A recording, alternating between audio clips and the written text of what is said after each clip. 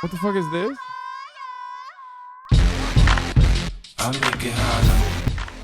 A few years ago, 50 Cent stunned the gaming world by putting out a game called Bulletproof, which was, well, a totally broken piece of crap. With the release of 50 Cent Blood on the Sand, you kind of expect it's going to be the same experience. But you know what? Blood on the Sand is actually kind of fun. Blood on the Sand is kind of like a B-movie that you get to enjoy playing. This is the kind of game where you're almost a little bit embarrassed to be having this much fun playing the game. But you can't help yourself. Most likely based on a true story, 50 Cent Blood on the Sand tells the tale of Fitty and G-Unit heading off to the Middle East to do a show. Because, you know, they're big in the Arab nations. Problems arise when Fitty's promised payment, a crystal skull... Dude, the whitest person ever saying 50. Like, just say 50, dude. What are you doing? My man keeps saying 50. You know, 50, he's going to the Middle East, sir. ...is stolen. Everybody knows you don't steal from Fitty. People will die. Right from the get-go, this is a game that is over the top and isn't trying to take itself seriously in any way. The explosions are big, and Fitty's lines are hilarious. In fact, you have your own taunt button, which you can use constantly to throw out different taunts. And you can actually upgrade those taunts to get even more vulgar. Oh, you fucked up now, bitch! In fact, you're encouraged to use those taunts regularly because they fit into a scoring system. Just as in Okay, how racist? Give me some racist-ass taunts. real life, 50 doesn't go and do things alone. He's got G-Unit with him, so you have 3 members of G-Unit you can choose from, whether you're playing single player or co-op. They each have Tony their own Yayo VO, and Lloyd Banks. and that'll actually figure into some of the cutscenes and stuff as well, which is pretty cool that they went to the effort of adding some variety to the gameplay based on who you've actually chosen as your G-Unit member.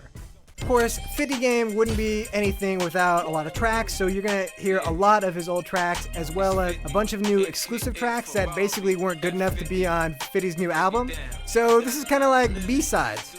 Blood on the Sand is presented as a cover shooter, like Gears of War. That the idea is that you're supposed to hide behind cover, pop out, shoot guys. So the truth is, you really don't need to do that unless you're playing on the hardest difficulty. You should be running out and just killing guys left and right. With a game like this, the gameplay is going to get repetitive because the AI is not very good, the enemies are very repetitive, even Fitty's one-liners get old pretty quickly. But the one thing that was added that is pretty cool and it was a pretty great idea is that there are these challenges that show up in the middle of battles. Where say 3 snipers will appear on the roof and you've got 20 seconds to kill all 3 snipers and you get a scoring bonus. You might get some extra grenades or something special by doing it. These challenges really keep things fresh because it puts a little bit more stress on getting something done quickly and you might take risks that you wouldn't normally take. Shady fucker. Who the fuck are that? When I said this game wasn't broken like Bulletproof, I meant it. It's not broken, but it's not perfect at all. The AI is bad. These are some really dumb terrorists who just kind of wander around doing nothing of importance. They don't know how to take cover properly. They're just there for you to shoot them.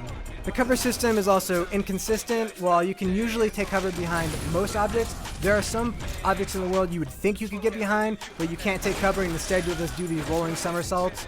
And the worst part of all is sometimes you're taking cover and guys can still snipe you in the head, which is really unfair. The whole point of a cover system is that you're supposed to be protected. But of all the bugs, the one that really is detrimental to the game is the fact that there's an audio bug with the taunts. Though you're still getting gameplay credit for doing the taunts while killing people, sometimes the audio cuts out completely and you won't hear 50 talking at all. Developer Swordfish had a pretty good idea with Blood on the Sand. 1, get 50 Cent into a game. Brilliant idea. 2, get G-Unit into a game. Great idea. 3, make a game that's not broken. Brilliant. You put all those 3 things together, you should have a great game. But unfortunately, that's pretty much as far as Swordfish ever got. They clearly ran out of creative juice, which explains why you have 3 boss battles in the game and they're all against attack choppers. You know, this is a 5-hour game with no real replay value to it. And while it certainly is enjoyable for most of those 5 hours, you know, there could have been a lot more to it.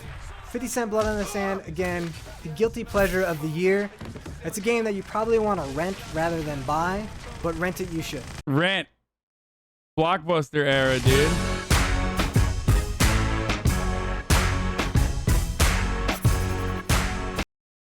Remember when we used to rent fucking games, dude? That's crazy. Okay.